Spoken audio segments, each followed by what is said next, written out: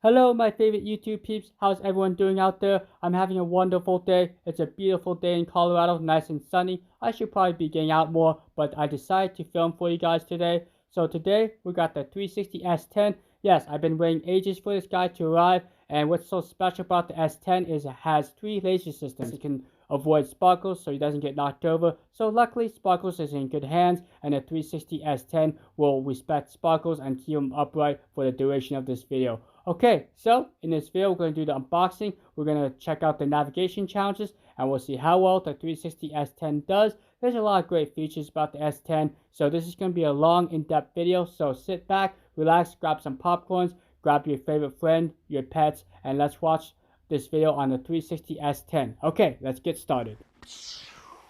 Whoa, is this the new 360 S10? Yeah, isn't that amazing? Alright, so what's so cool about the 360 S10? Well, it's one of the first vacuums that have the laser system inside the body of the robot. So it gives a nice sleek look and a nice thin profile around 3.35 inches. Now, most vacuums that have a laser system has that domey knobby thingy. You may notice in previous videos, but it's a very sleek, clean design, no domey knobby thingy. There's the main laser system that actually will show you a little indicator right here. It actually spins. It's really cool look. I really like it. So the dustbin is 500 milliliters, and it has an electronically controlled mopping system, which has a 520 milliliter water tank, which is very large for most vacuums. And it does have a side sweeper, and other specs is this guy's fairly quiet, around 60 decibels. Also has 10 maps floor plan savings. So yes, take this to your friend's house, take it to your neighbors, take it to your mansion that has 10 floors. This guy should be able to cover it. Okay, let's go ahead and get this guy opened up. And if you're interested in this guy, check out the Indigo site. I'll put a link down below, and you guys can check out more of this 360 S10. And before we begin, make sure you like and subscribe. Yep, just hit this little like pillar right there. Really does help me out, helps out the video, and it allows my channel to bring out cool little vacuums like this. Alright, what should I do with this? Maybe put a carrot on there. Where's the English version? Make sure you guys read that. Spend hours and hours. I usually do off camera. I promise I read this thing. It's kind of interesting. I got 2 of these. Huh. Let's try this one. Okay, that was better. You got the laser system right here. You turn to home, and we got a power button. And if you press again, it probably cleans. And click up the lid here. So it's a very nice lid. You do have a nice cleaning brush. Very nice. You can do my eyelashes. I'm not sure what this is. Can this be like a keychain or something? So look at this, guys. This dustbin is fairly large. It's a 500 milliliter dustbin. Button here. System's actually inside here, and this is the other laser system for the optical recognition. And this laser system actually creates a 3D map, and then the other laser system's right here. So this isn't just a standard infrared sensor, it's actually a laser system. So it's gonna do a little bit better along the edges. What's nice, it has like a little cover here to kind of hold it down. So here's a look at the extractor bar. So it's a combination of bristles and silicone. So we'll see how well it does. I do like the fact it's color coded. So you just kind of follow the black end over here, and then the what is this, greenish turquoise on this side. Right back. Move the robot forward.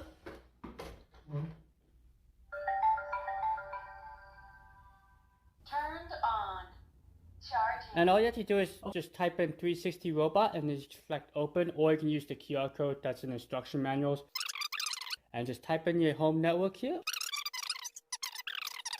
Okay, so we're all set. Let's go and check out the mapping. Okay, so once you got everything paired up to your smartphone, the hard part's over. Now you can sit back, relax, and enjoy your robot vacuum. Now I do recommend picking up the children, the small pets, the toys when it first creates the initial run, so it has the best chance of creating a map of your floor plan. One unique feature I found is you can do vacuum only, mop only, or you can do both simultaneously. That's a feature I haven't seen on a lot of robot vacuums.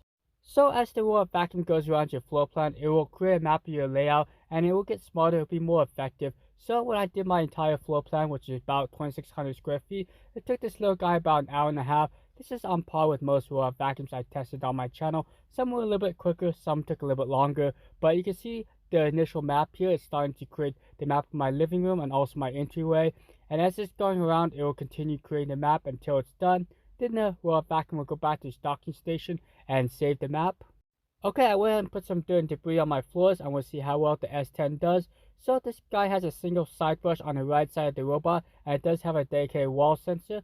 So along the edges, the side brush does spin quite quickly to get the dirt and debris away from your baseboards, and then in open areas, they slow down to help prevent the scattered debris. Okay, so I tested a bunch of robot vacuums on this channel, and almost all of them actually try to get on top of this air vent. And you may notice that there's a little gap between like the door and the air vent, so sometimes the wheels will get stuck, but luckily the S10 was able to recognize the air vent and kind of go around it. So that's just something to consider. If you have a lot of obstacles, maybe consider the S10 because it really does do a good job recognizing almost all these different obstacles and helps prevent the robot vacuum from getting stuck.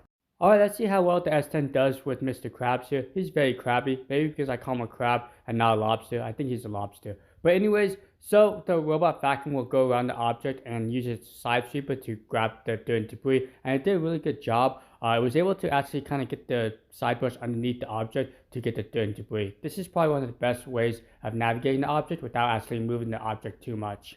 So if you have a messy area like this, I do recommend having a robot vacuum go over the area more than once so you can grab any missed dirt and debris.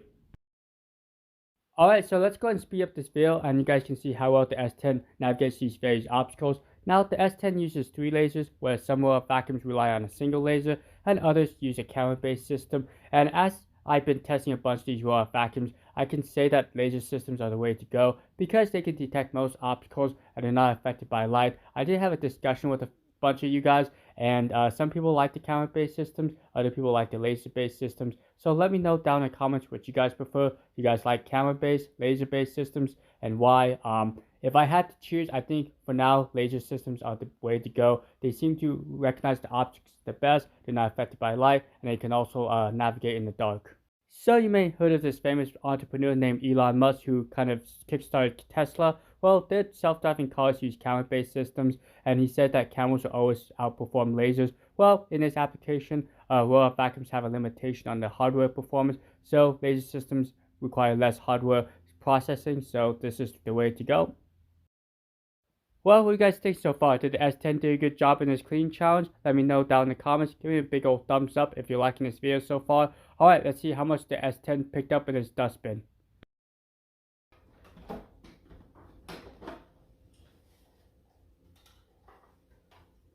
Interesting thing I noticed is right off the bat you have 3 quick toggles. You can actually set different rooms within this quick toggle. So for example, if you want the robot vacuum to clean your kitchen, you actually can just click on that tab and the robot vacuum armor go there. One of the features is to focus on carpet cleaning. That's something that a lot of these robot vacuums struggle with, but with this guy you can actually do a horizontal and vertical cleaning pattern just for the carpet, so that's a nice touch. Also has a carpet boost sensor, so as long as the robot vacuum isn't on its max power section, it will automatically boost up to that 3300 pascals. Entering mopping mode. So we're all set to go. Let's go and start mopping.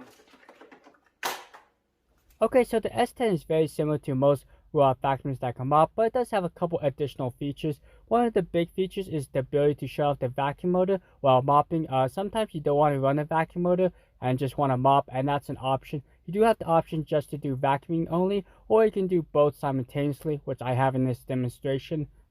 Okay, so the S10 does have a dedicated carpet sensor. With this carpet sensor, you can actually see the carpet areas on the map, and when it's mopping, it will actually avoid carpet, so it doesn't make a nice soggy mess onto your carpets. And lastly, when it's on hardwood floors, it will decrease the suction, and then once it detects carpet, it will increase the suction. Okay, so now we have the wire chair leg challenge. What I do is I do an upside down water bottle, and I see how aggressive the robot vacuum is. The reason why I chose this style of chair leg is because the thin chair leg wires make it very difficult for the robot vacuum to see it, so it has to rely on its physical bump sensor. As you can see, it's fairly gentle. The moment it detects impact, the robot vacuum will kind of back up and kind of go around that object, and that kind of pushes its way through, where I've tested on some robot vacuums, so I'm pretty sure that this robot vacuum won't bang up your furniture too much.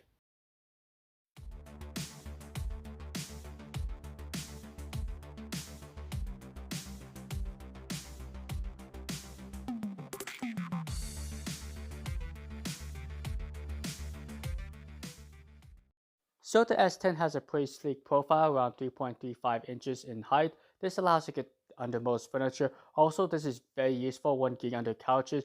In the middle of the couches, there may be a low hanging or sag, and this sometimes hangs up robot vacuums that have a LiDAR dome. But with the S10, with its flat bottom or flat top, it allows it to effortlessly go under couches without getting stuck in the middle. One thing to note is the S10 did a pretty good job on most surfaces, smooth surfaces, hardwood floors, carpeting, tiles, and with the large wheels was able to get onto rubber mats without getting stuck or hung up. So it's able to transition over a lot of different obstacles. Please give me a big old thumbs. It really does help me out, helps out the video, and it allows me to bring new roll-up vacuums to this channel. Okay, so the S10 is actually a really good roll-up vacuum in terms of navigation, and its new design where they're able to incorporate the laser system in the body of the robot does help under low-hanging furniture. The body is about 3.35 inches, so it can get under most furniture. Also, this front laser system did a good job recognizing most objects. Now, keep in mind that objects that are sitting pretty low, like my bathroom scale, it will still have to use its physical bump sensor, but luckily there's a nice rubber bumper right here, so it's not going to bang up your furniture too much. And as I tested this roll-up vacuum, it did a pretty good job being very gentle around furniture. You like the top-loading dustbin, and one nice feature about the dustbin is when you press this button, you can actually take a vacuum or a cordless stick vacuum and just vacuum out all this dirt here. Makes it really easy to clean. It's a nice large opening, so you can also wash it as well. So the filter, the dustbin's washable, let air dry for about 24 hours. I do like the cleaning tool, it's very handy. Let's go ahead and check out the extractor bar. Hope you guys can see that. There's some hair right here, and it looks like there's not too much hair wrapped around the axles, but did a pretty good job with the hair. So I would say this extractor bar will probably collect hair, so just take your cleaning tool and just cut the hair off. But pretty nice extractor bar, and for the most part the S10 was able to get over most thresholds and my rubber mats, so I didn't have any issues there. Also, the docking station is very nice, especially when you can wrap up the cable around. So let's talk about the downsides of the S10. I know a lot of roll-up vacuums are moving towards like a self-emptying bin option. Unfortunately, this guy doesn't have that option. So if you want a self-emptying bin, well, you might want to look elsewhere. Also, even though this thing has a lot of features, it might be overwhelming for some users. So let's just keep that in mind. Basically, the S10 has every feature in the book, so take some time to kind of go over the features. Navigation, for the most part, is good. It could use a little work, but keep in mind that this guy's on Indiegogo, so it won't be out yet. But once it's released, I think 360 should have some time to revise this software. Check out the mopping system. Water tank has been removed. Let's see if this robot can find its docking station. If it's right there, we'll go and press the return to home. Beginning to charge.